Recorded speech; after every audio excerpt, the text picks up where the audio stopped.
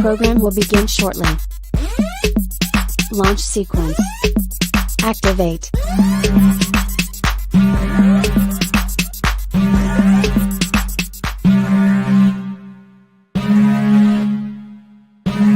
Warning, the following content is not politically correct.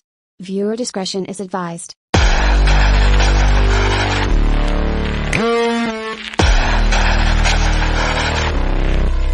Welcome back to the channel today, everyone. I'm Sara Higdon. This is Transform to Freedom. Got a lot of stuff we can talk about today if we get to it all. So we're just going to kind of jump right into it. I'm going to start with a couple quick stories, quick news stories if you haven't seen. The president of Iran was in a helicopter crash yesterday morning, and as of late last night, Iranian state TV says there's no sign of life after the wreckage of the president was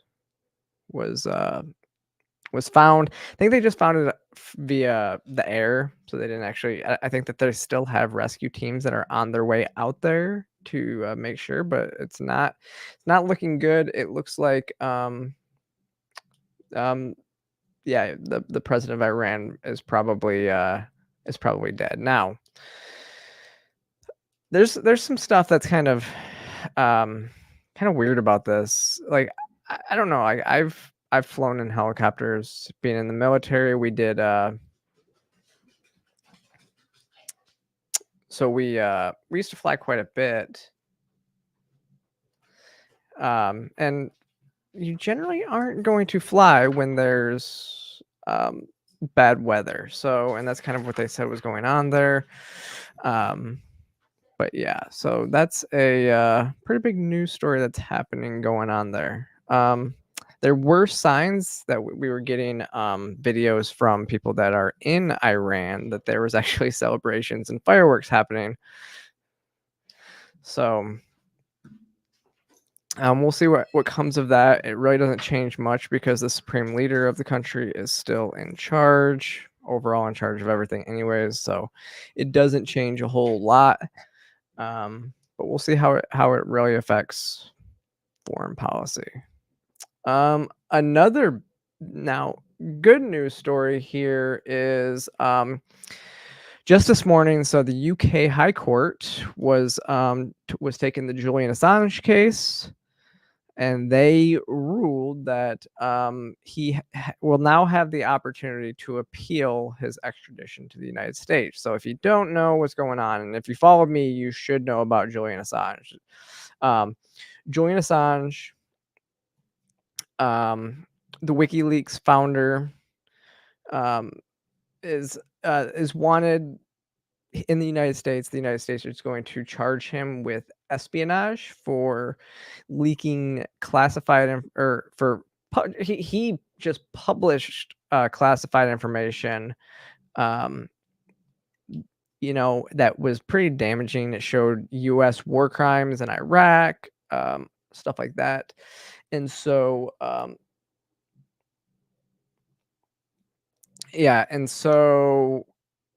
he is has been not wanting to come here. And here's the thing. So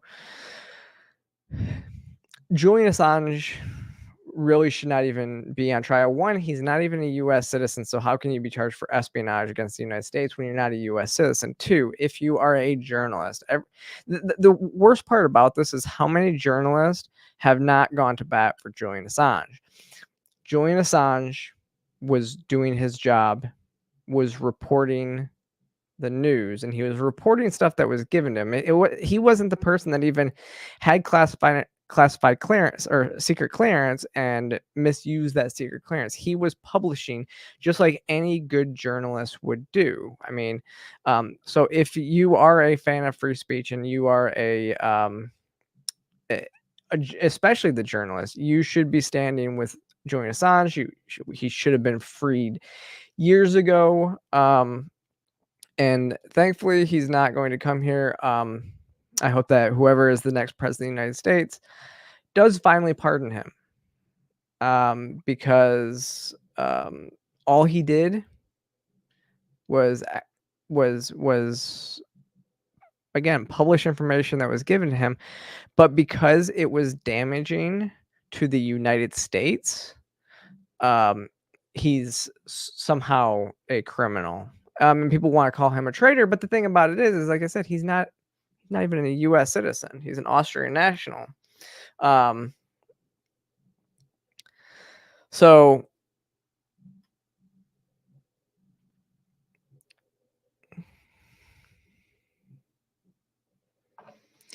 and part of that, I guess, is that with the UK said that the appeal would be granted if the U.S. could not give a satisfactory assurance that Assange would be granted constitutional protections, that the court would not be prejudiced by the reason of his nationality, so that they would give him constitutional protections that they would give to an American citizen, and not the fact that he's not an American citizen.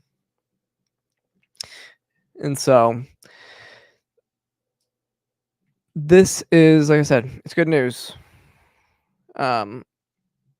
Hopefully we can. The issue is unfortunately, Assange has been sitting behind bars, and he wasn't even able to make it to the Monday hearing due to diminishing physical and mental health. And when I met his brother last year, we watched a documentary. Can't remember what the name of the documentary is. Is it Invictus? I forget what the name is. It's something like that though. And he part of it does show. I mean, being stuck in captivity, knowing like basically, and I'm pretty sure he's kind of been more isolated while in prison, and he was at the embassy for a while, and it's just taken a huge mental and emotional toll on somebody who should be free, and it shouldn't be happening. So let's hope he can, be free at some point. Like I said, hopefully the next president of the United States vows to free him. We know Vivek Ramaswamy had vowed to pardon him, as well as Ross Ulbricht and others, and hopefully that influence over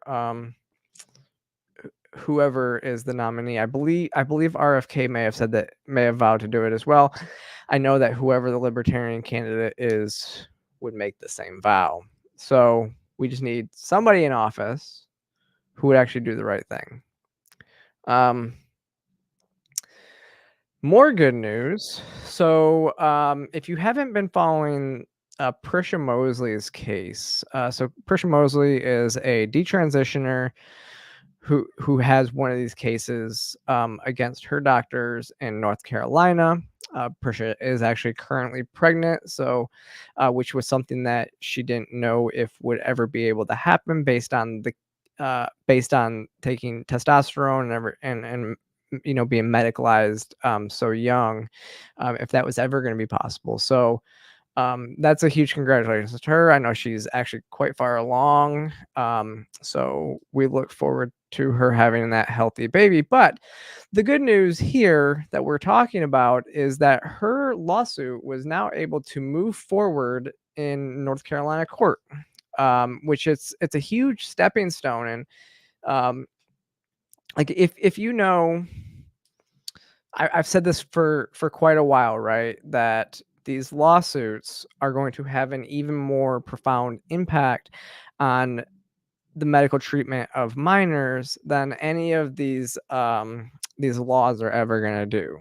These lawsuits will take away the incentive for doctors to do this type of stuff, especially in blue states where they are trying to force doctors into this and everything like that. So these lawsuits like this and Chloe Cole's and others are going to be the big wins. Now, Prisha's story is really interesting because I'll see if I can find it. So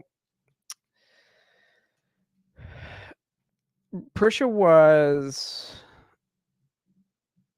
her and I would say go read her op-ed that she wrote a few months back, or even in this. So go link to this article, and you can see the what she wrote in the IWF, because her story is absolutely heartbreaking. Her upbringing, and then she suffered from a lot of mental illness issues.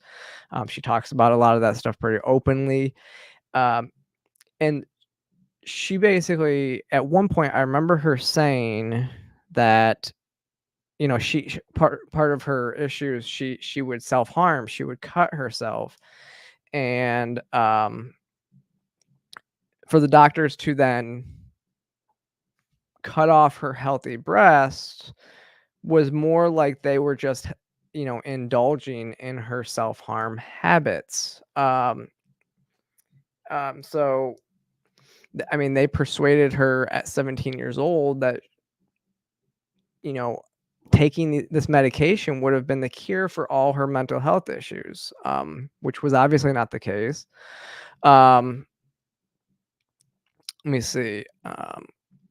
So in the lawsuit, it states these individuals whom Prisha trusted to care for her lied and misled her into these treatments and procedures for the purpose of making money off of her and bolstering their credentials as emerging field of so-called gender affirming care. This is the first, and so on the case, this is the first substantive ruling that we are aware of, which a court has held that detransitioner's case against her healthcare professionals is legally viable. We are honored, and this is her lawyer saying, we're honored to be representing her. So, let me see. Let's go down to where she described. So, and in this op-ed that I was discussing before, and there is a link to it in this article, she said that tragically at age 14, I suffered from sexual assault. At age 15, I was hospitalized for depression. By 16, I was diagnosed with major depressive disorder, obsessive compulsive disorder, and an eating disorder. I engaged in self-harm by cutting myself, which became so serious that I was taken to the emergency room. At the age of 16 and continuing to adulthood, doctors and counselors set me on a path of medicalized gender transition. They told me that changing my body to look like a boy's body would cure my mental health problems. They told me that injecting large amounts of testosterone into my female body would be good for me. They also encouraged me to undergo surgery to remove my healthy breasts. They believed that they were treating her properly. After detransitioning, testosterone prevented my body from developing as it should have. It caused significant vaginal atrophy and inability to have intercourse. Much like what we've seen with other people that have taken testosterone that I've had on the show and stuff like that, she developed severe pain in her shoulders, neck, and genital area. She didn't, at this time when she wrote this article, she didn't know if she would ever be able to conceive and give birth, which is why this is so astounding, because this is she didn't know if she ever would. So we are happy for Prisha, and happy that this is moving forward. So big ruling. We'll be watching this one later for what continues to transpire from this case. People like Prisha stepping out and doing the right thing, or doing the hard thing, which is publicly being a detransitioner, getting the hate that she receives. She doesn't deserve that. But I mean, listen to her story and understand what happened. I mean, when she says that she was sexually assaulted at 14 years old, think about that.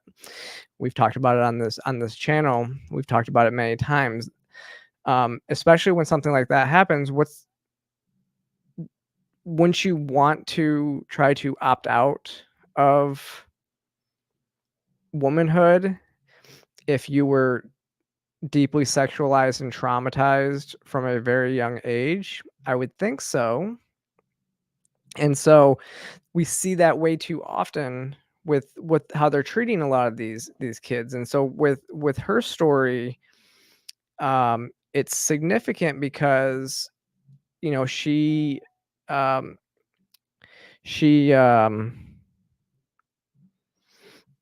you know, she was diagnosed with all these other mental health issues, and they still pushed her forward into transition. So, I mean, we've heard a lot of these doctors being out there pushing this on people.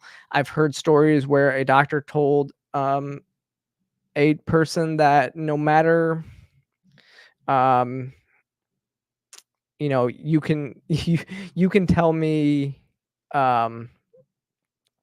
you can say that you're not trans, but I'm still going to say that you are. So it was like the person that they were treating was like, I don't think I'm trans anymore. I think I'm just gonna do this. And the doctor said, I don't believe you, basically saying that I don't believe that you're not trans. So the opposite of a person coming in there and being like, you know what, I think I may have gender dysphoria. This is why, blah, blah, blah, blah, blah.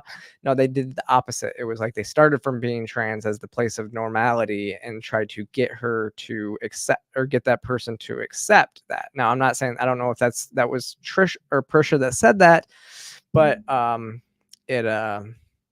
it's happened quite a bit. But here's the big issue. So here's one thing that we saw just over the weekend as well is, so look at this case moving forward, and then you can see that it's not just the medical industry, it's also political.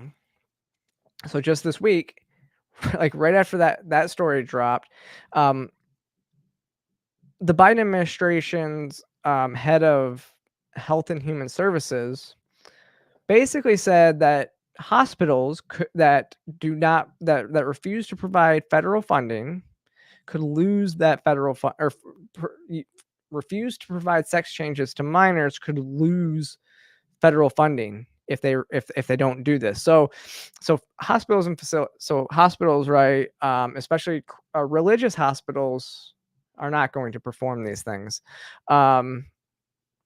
So just kind of going with the base here. So the new rule issued by the HHS in April states that federally funded healthcare providers cannot deny or limit health services, including those that have been typically or exclusively provided to or associated with individuals of one sex to another individual based on the individual sex assigned at birth, gender identity, or gender otherwise recorded. So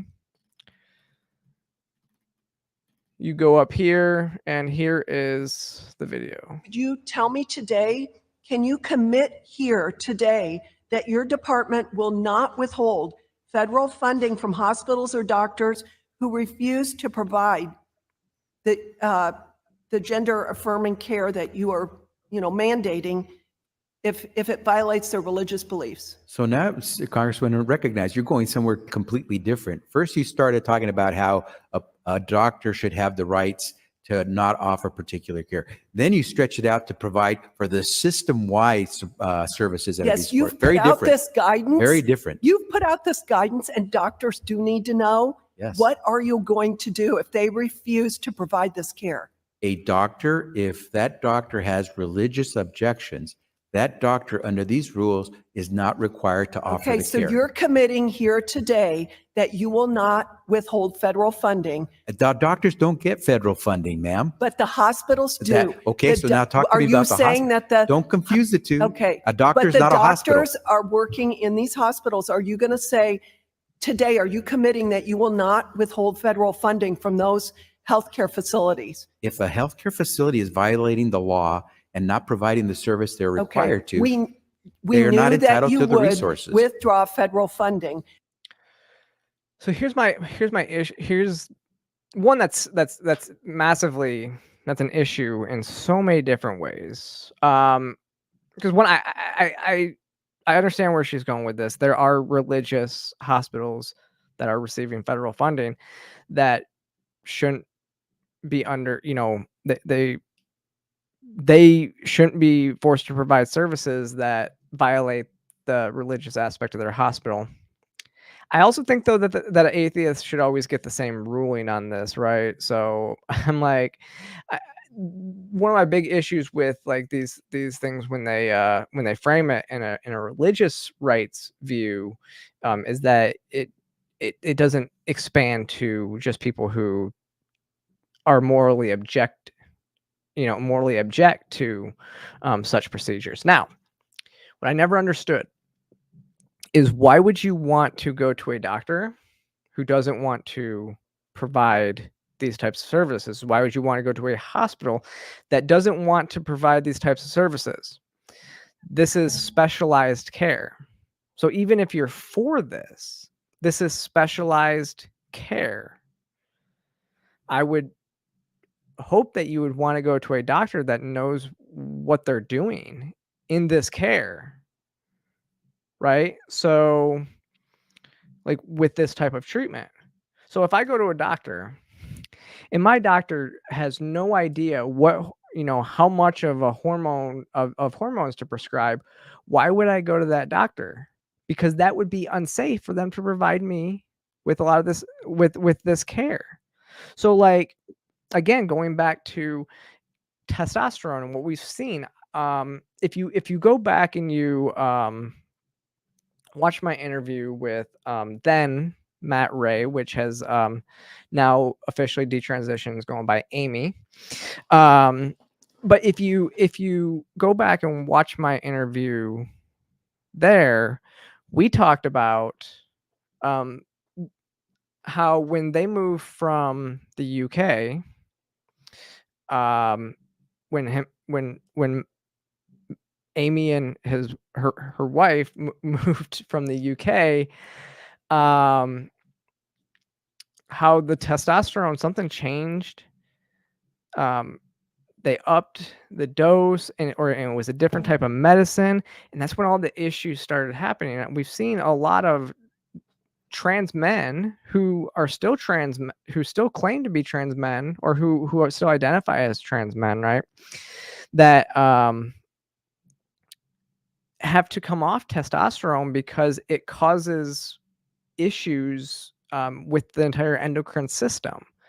So think of, they're going to specialized doctors. Why would you want to then go to a non-specialized doctor in this regard, right? That makes absolutely no sense. Why would you force a doctor who's not a specialist in this to provide this type of care? And see, this also puts hospitals in a very tough position, right? So in red states where there's bans on child transitions in 24 states, I believe now. So in those almost 50% of the states, so in those 50% of the states that have these bans, those hospitals then are put into between a rock and a hard place, right? They can either provide this care, or they can lose federal funding. But so they can provide this care and violate state law, or they cannot provide this care and lose their federal funding. Basically, every hospital in that state would lose its federal funding, right? I think it's doesn't matter what the treatment is, whether it's trans-related healthcare or any other treatment. I do not want to go to a doctor who doesn't want to treat me, or who doesn't know how to treat me. I guess that's the main point of all this, right? Want to know that my doctor is competent enough to, and knowledgeable enough in my specific type of care to treat me. But moving on, we're still kind of moving along now. We're moving into the trans identity section of this program tonight, which I said we'll see if we can get to everything. We might move through the last couple stories, But y'all, people are getting fed up with trans athletes, with people are just getting fed up with it. And you're seeing it change over and over and over. The needle is moving, and it's not even just people on the right, it's people on the left, right, center. Everybody is finally speaking up and saying, this isn't right. We need to stop this. Males have no place competing in female sports.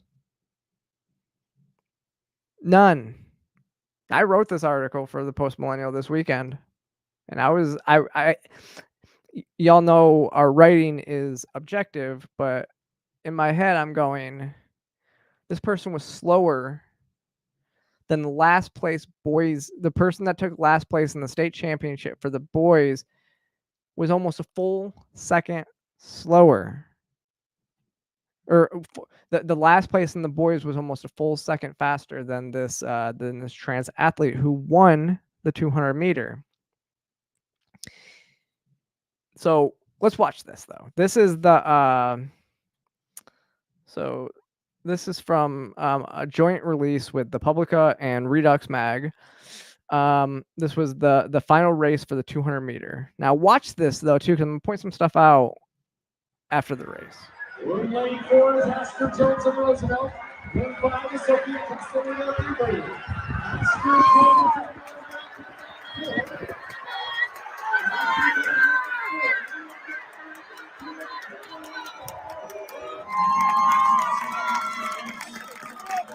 But we didn't I didn't capture on that clip, but that was there were boos coming from the audience. You could hear it as soon as they announced the person's name. There was boos from the audience. I don't think you can hear it in this clip either. There is in the article. There's a Riley Gaines clip from another side when they announced the name, and you can see it. But I just want to point out in this now. I'm going to show you some stuff earlier. Some of these girls spoke with this news or with the Publica organization. Anonymously, they spoke. They blurred their faces because they are being told that if they speak out or they do any sort of protest, then they will have to forfeit in all their races, and they will probably be banned from competing in sports in general in the state of Oregon. So this is in Washington, or this is in Oregon. So I do just want to point out right here, there is a little protest going on this podium. So first place, trans athlete. Second place is basically standing as far to the left on this podium as you can get. If that is not a sign of protest, I don't know what is. And in the other video, I don't think I have this video pulled up. No. In the other video that Riley Gaines posted, the crowd cheers immensely for the second place finisher. And then there were boos, like I said, for the trans first place finisher. Y'all, like, it's hard it's hard for me to say that we should be, booing 10th graders, but at the same time, you're out here competing.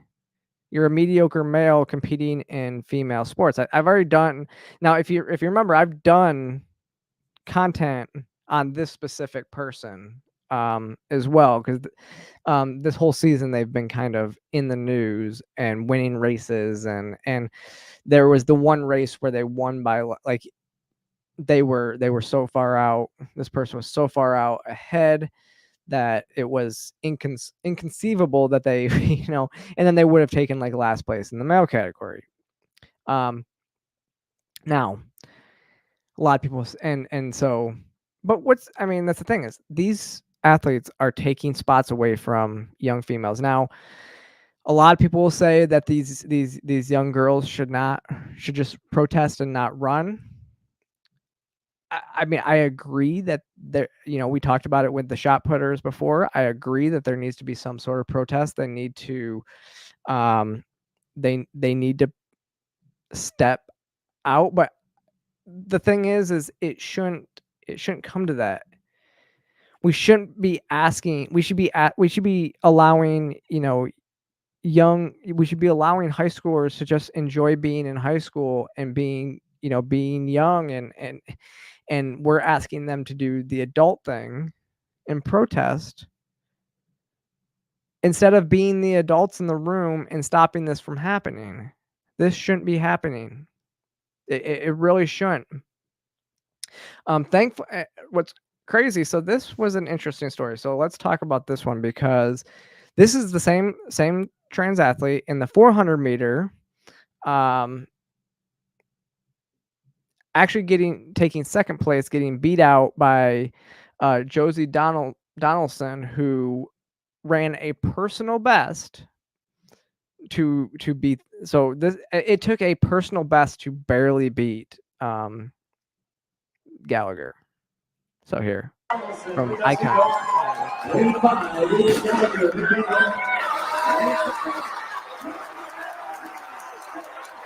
So barely wins.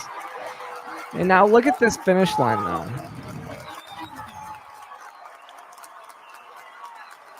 All the other competitors go up and congratulate her. Well, over off to the right.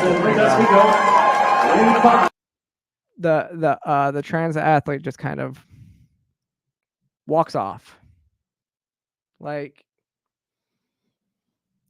I think either at the point that this person knows that these female athletes don't want you to compete with them, and you're just doing it anyways, or you just are not self-aware enough to be like, I should go and congratulate this person who just won this championship. Instead, allows all the other girls to go and surround that person. Don't know the background story there, but it was that's, you still go congratulate the person.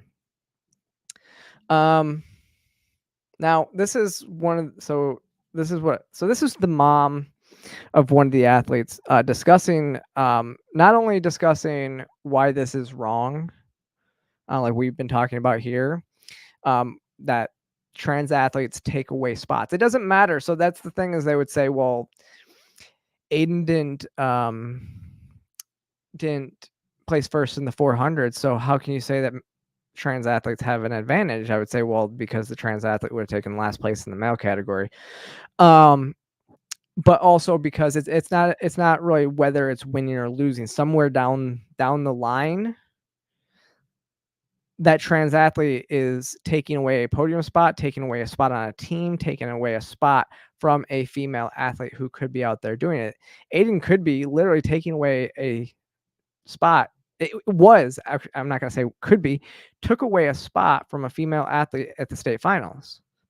Think about the female athlete who was on the bubble to get into the state finals and didn't make the state finals because a trans athlete was there.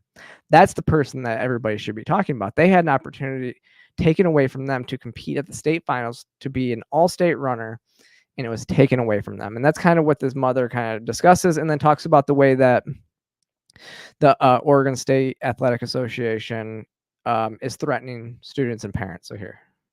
My daughter is in her senior year, and she has to compete against Higdon, who just won first at state and took away spots from our girls, and he doesn't deserve it. He needs to be with the men.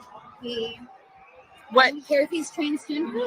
You can have your own opinion and do what you want to do, but you have no right taking away from these girls. Their emotions matter too. Right. Has anybody been afraid to speak out? I just want to comment. Yes. So she says their emotions matter too, and I think that's kind of what a lot of the point is to this. A lot of this is being done to cater to, the emotions and the to the feelings of males, and the young females in these situations are the ones that are not being listened to and their emotions aren't being taken into account. So I think that that's a pretty accurate statement from this mother. A lot of parents are afraid to speak out because there is repercussion from OSAA that if you discriminate or put anyone down for their gender or talk negative, it can disqualify the children from events, but it can also just kick out parents from all OSAA events. Oh, so you'd be banned. A lifetime ban for both. Oh, wow. You get a lifetime That's my ban if you speak out as a parent. And it's not fair. These girls, my daughter has been training since 5th or 6th grade to be where she's at. She trains year round. And for him to take it, it's not okay.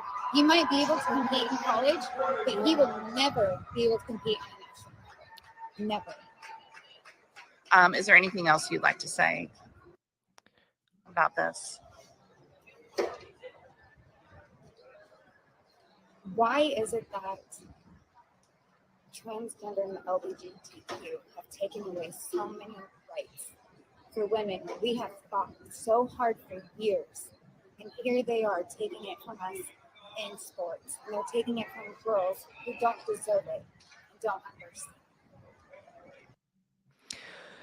I mean, yeah. I mean, that's exactly what's happening. Title IX is being eroded for these male athletes, for these trans male.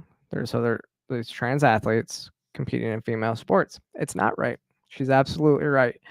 I would say that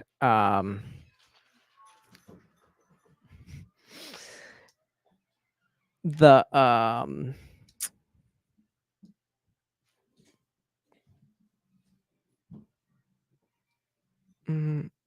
so the what did she say here in the middle? Let me see.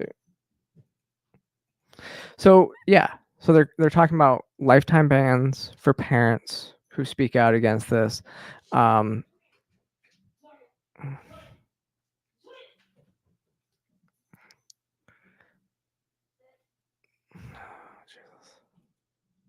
But and like we've talked about this before. This stuff's not even it's not popular. Like it's gotten to the point where more people, like I said, on the left are speaking out against this stuff. So here's one. If you don't know who the Cranstons are, they are how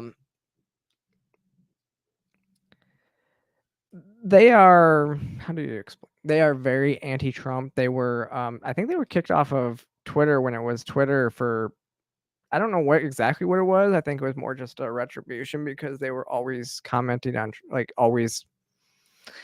were like they were like the left-wing area. But it is interesting because now even people like I said that I can't believe I actually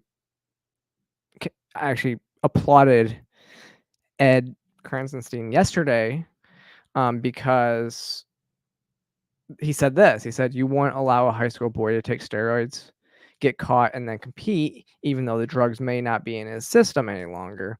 So why is it okay to let somebody who once had male testosterone levels and other male genetics compete in female sports, whether it's bone structure, bone density, muscle composition, or the ability to build muscle stronger and larger in the past due to testosterone levels? It's simply not fair. I don't understand why this is an argument.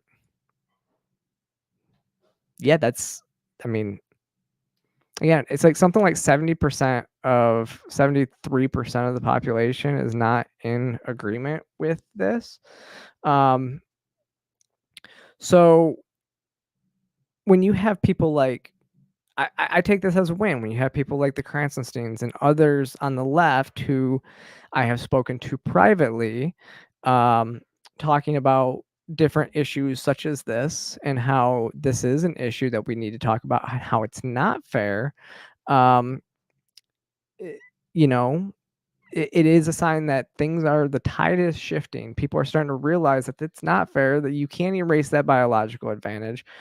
So one of the things I did say about this is what it's going to take, is people like this lobbying towards their Democrat politicians to make sure that Democrat politicians know that they won't get reelected if they support males and female sports. That's what's really going to change and move the needle. Is Democrat politicians need to understand that these aren't popular ideas. I think the problem is, though, is you have so many people who they know that this is wrong, but they have put themselves in this situation and they've convinced themselves that they're going to vote for the less, they think what they think is the lesser of two evils, even though, so it just kind of says that this issue is not high on their priority list when looking to vote, even though they know it's wrong.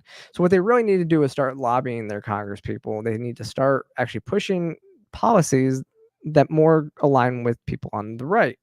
And I do know people on the left who work with in left-wing politics that are doing just that. But there's more people that need to do that, and people like Ed Kranzenstein and others that are stepping out from the left are giving them now cover to do what's right. And so it's good to see that it's changing. Things are changing in this regard. But it's not all changing. Because I just moving on to just the trans community acting badly. Let's talk about this person. Yes, we're going to talk about J.K. Rowling here for a second. So there's some, I don't know a lot about UK politics, Scottish politics, but this person, Sophie Sparkles, went after J.K. Rowling this weekend. And this is one thing I've noticed about J.K. Rowling. So there was the whole thing that was going on last week with her and the soccer coach or the soccer manager. I didn't realize that soccer until I saw something else. I didn't realize I was kind of confused because I'd never seen J.K. Rowling just go after somebody like that. I didn't realize that soccer coach had condemned and gone after J.K. Rowling and was quite the activist in the UK. So this is why, like in the different countries, there are different activists that I don't know about. This Sophie Sparkles is another one. But what I will say is, I've seen J.K. Rowling basically say, like, her thing is, if you don't start any, there won't be any when interacting with her. So, like, to all the trans people out there that are starting drama and talking, calling J.K. Rowling different names, she will come after you and she won't hold back. But she's always been quite pleasant to me and other trans people that I know.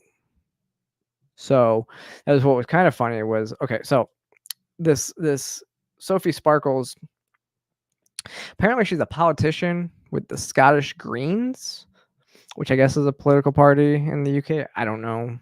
Again, I think it's kind of like our Green Party, just from kind of what I'm understanding here. So I guess this person has reported people to the police for hate crimes online. Has gone after people. Hate crimes meaning hate speech. So this is the person that's doing that. And so, but my only question is, like, why are the people that the leftist trans community propping up as, like, these are the people that are going, these are the people that we want to represent who we are and our issues, are always the worst, have the worst backgrounds, the craziest people, and they are the ones that everybody's, again, like I said, propping up and pushing forward. So as you can see, J.K. Rowling said, "I just realized who you are. I thought I recognized the face, wasn't sure, but I can certainly see why they want you as a candidate." And there's pictures like this.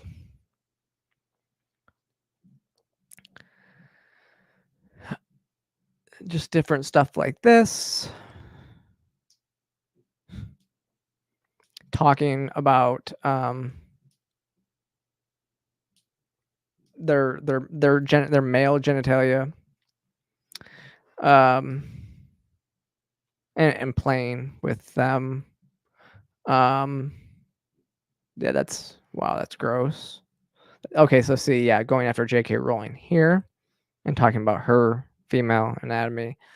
And then, yeah, just going after. I don't get this. I don't get. I think I said this in a quote tweet.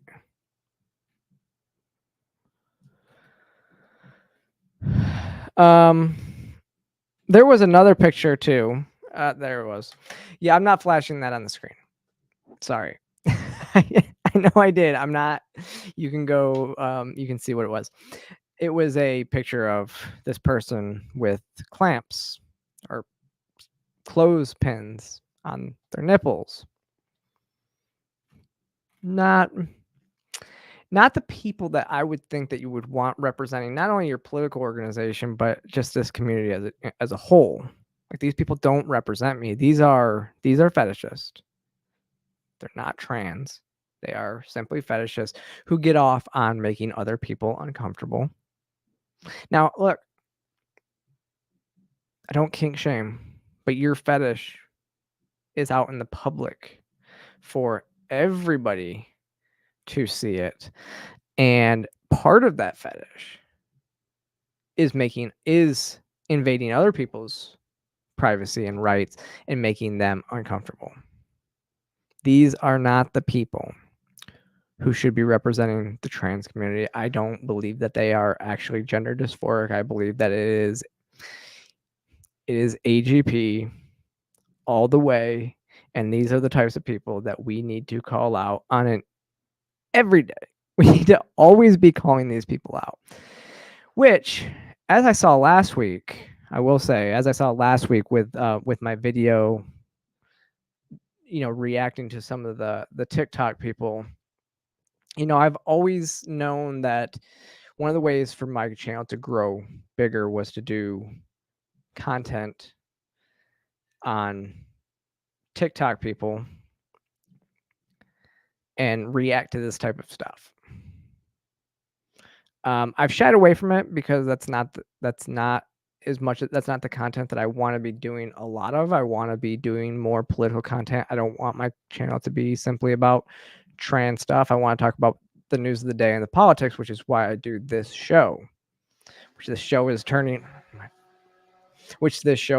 into a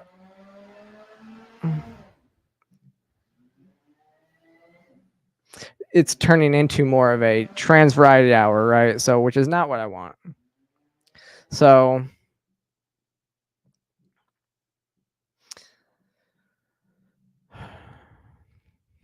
it's not as much what I want, but maybe I will start doing some more content on that, because I'm starting to see that unless we call this stuff out, it just grows. So we need to be out here doing this more. It's not the content that I was looking to produce as much, but it is really interesting because this has been going on, and then just this past weekend, then the Scottish Greens Party expelled 13 of its members for then saying sex is a biological reality. So you are biologically male, biologically female. So things are starting to piece together as to why this person would be the candidate that they want. Or on the other side is that this person has a lot of influence within this party, and that is why they are now basically moving to be the postmodernist party, who doesn't believe that there is, absolute truth in this world, which is what they're saying here.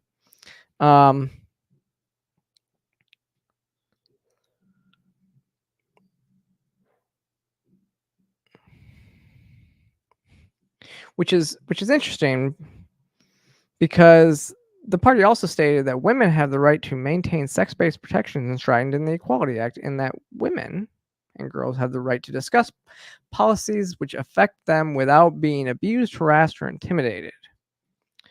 We know that globally, women as a sex are disproportionately affected by climate change and blah, blah, blah, blah, blah. That's what it stated. And so now there were people that complained of the rainbow greens. So there's the greens, and then the rainbow greens are a subcategory. These people are weird. They accused the signers of that letter of bullying behaviors that constitute prejudice based on sexual orientation or gender identities and behaviors that constitute threats to others. So, for the safety of all trans and non-binary people, trans exclusionary individuals of any kind are not welcome as members. So they kicked out all people, which I would not be allowed in this organization, as you could see. As a trans person myself, I would not be allowed in this organization.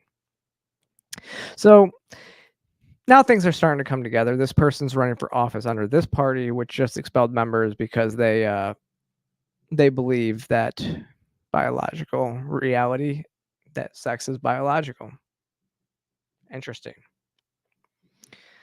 But while they're doing this, Peru, the country, has officially classified trans and intersex people as mentally ill. Now, I do have to go in and look at this. Y'all know my stance on this, right? Y'all know where my stance was on this, why I was removed from Twitter. Actually, was it now almost a year and a half ago when I got that? You can go to the pin, my pinned tweet on my profile, and you can see what happened. I don't want to discuss it on YouTube because I'm not sure where their stances are on this, but Peru officially classified it as such. But one thing I have to look into, though, I don't understand the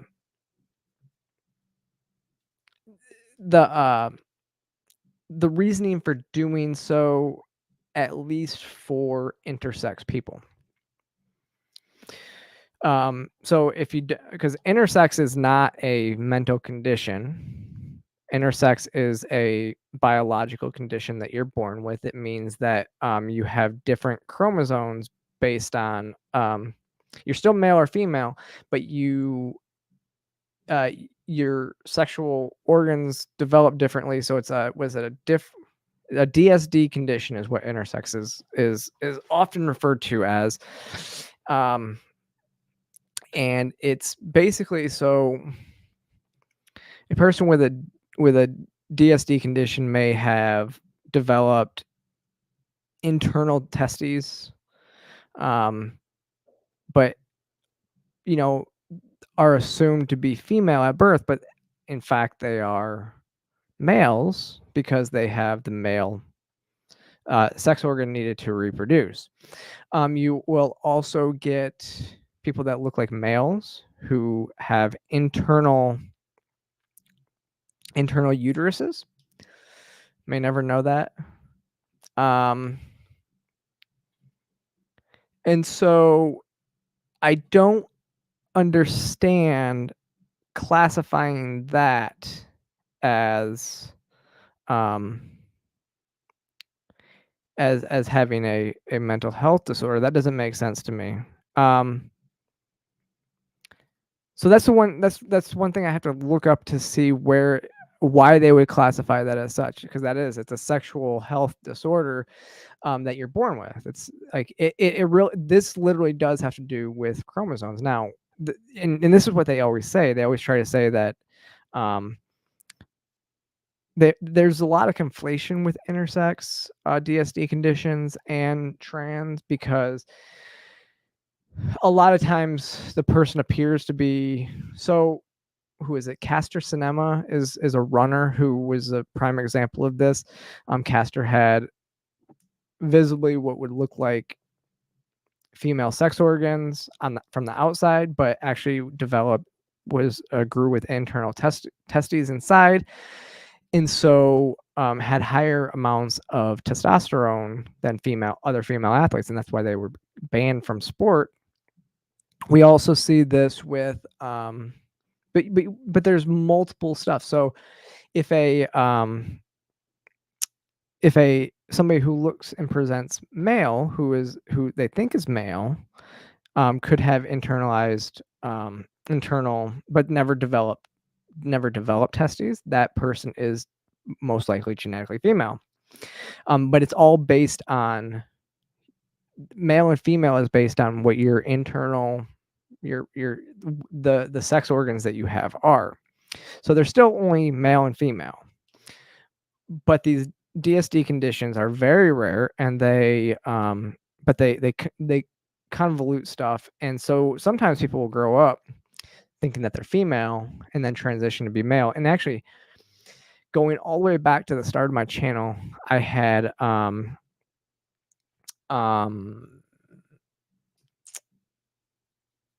Taylor, what was her name? The intersex person who was with Michael Phelps. It's like my third guest on this ever here, way back in 2020. So that's I don't even remember. So that person was born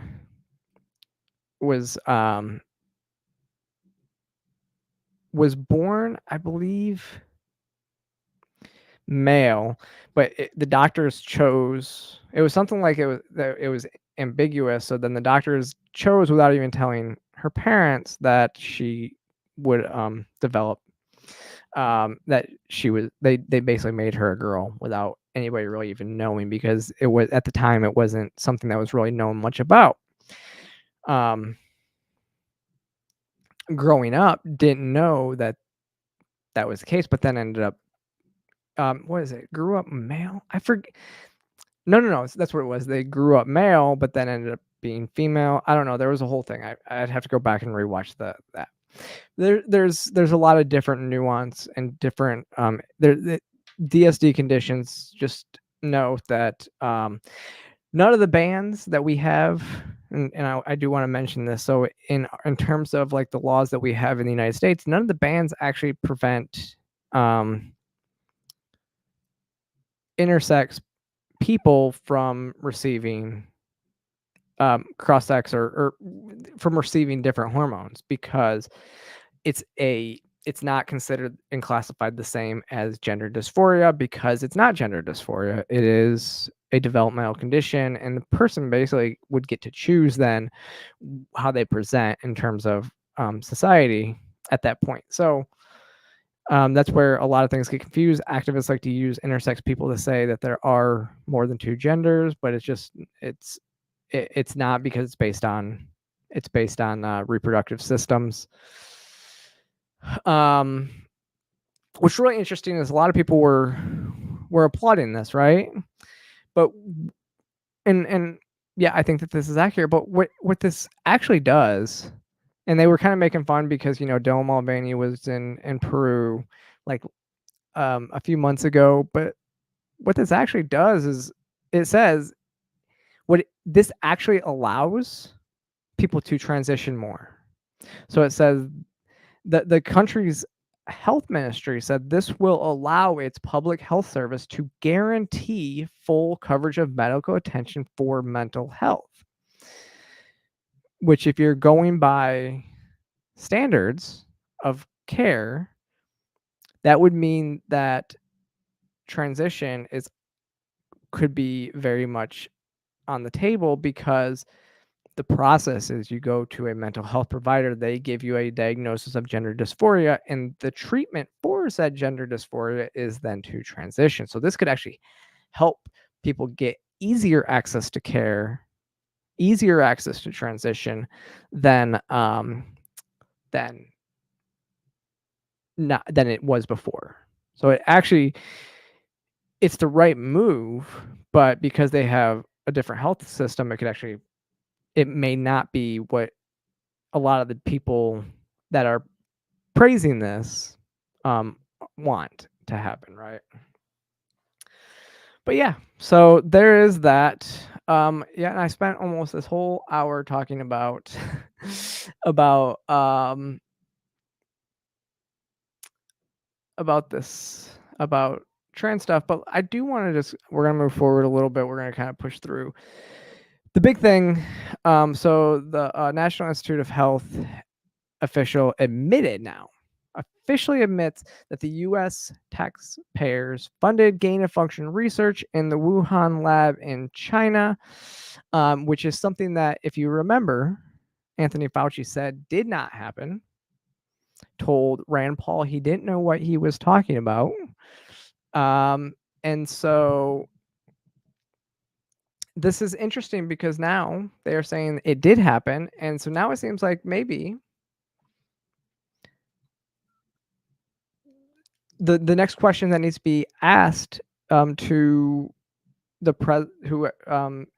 people when they're running for president is will they, like the next attorney general needs to be asked, are they going to file perjury charges on Dr. Fauci? So here's the clip from the committee where he admits it. Dr. Tabak, did NIH fund gain-of-function research at the Wuhan Institute of Virology through EcoHealth? It depends on your definition of gain-of-function research. If you're speaking about the generic term, yes, we did, but this is research. The generic term is research that goes on in many, many labs around the country. It is not regulated, and the reason it's not regulated is it poses no threat or harm to anybody. Dr. Tabak, if you don't know what gain of function is, gain of function research is taking a virus that's predominant in animal species and then mutating it and getting it to see where, trying to mutate it to get it to a point. So gaining the function to then infect humans. So then you can then go and and so then you can start making vaccines, because you would expect that type of that could be very a vaccine could be useful to prevent something like that from infecting, like we saw during the COVID-19 pandemic. I'm not sure exactly what I'm allowed to say on YouTube about the COVID-19 pandemic. If you go and watch my video talking about I allude a little bit to it when in my video for the White Coat Waste Institute, when talking about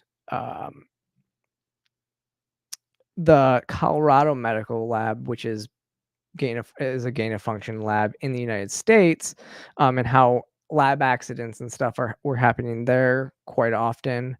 And so you can kind of put the pieces together as to what may have been happening and where COVID may have originated from. So yeah.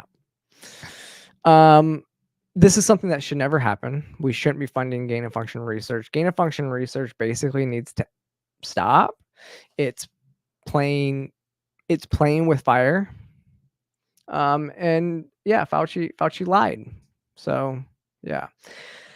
Lastly, I do want to talk about and I could have talked more about this too, was the explosive Trump trial, because the testimony that came out, that I think came out this weekend, or it might have even been Friday. My days are running together, y'all. Had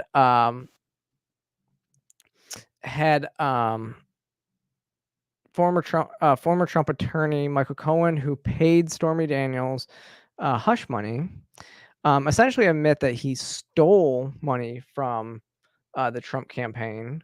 Let me see. I actually have this, and even again, we're talking. This is CNN, basically saying that this is a sham trial. So here, let's do this one first.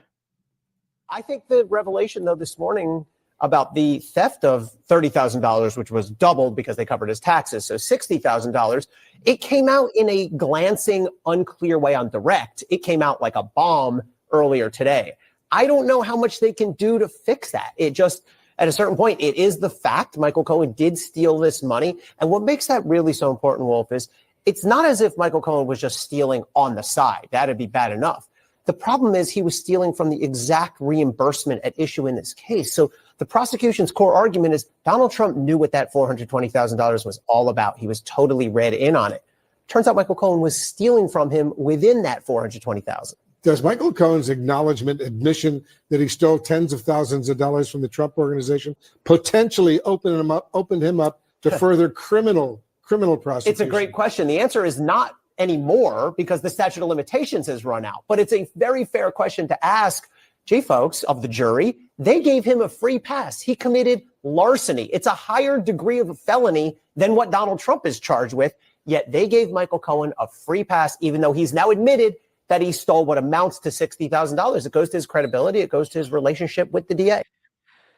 So like I said, so this trial, he basically is like, the DA gave Michael Cohen a free pass and he committed a higher crime than what they're charging Donald Trump with, which goes to show that this is a sham trial, right? It's a politically motivated trial, which what was it? Something like 60 or 70% of Americans agreed with that on. But I do want to give a shout out to the team over at Human Events. Now, if y'all know Human Events and the Post Millennial, I work for both.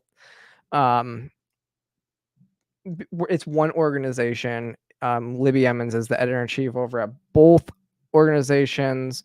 Human Events, you've seen I've used a lot of the articles from over there today. We talk mostly, that's where the op-eds sections are, as well as international news.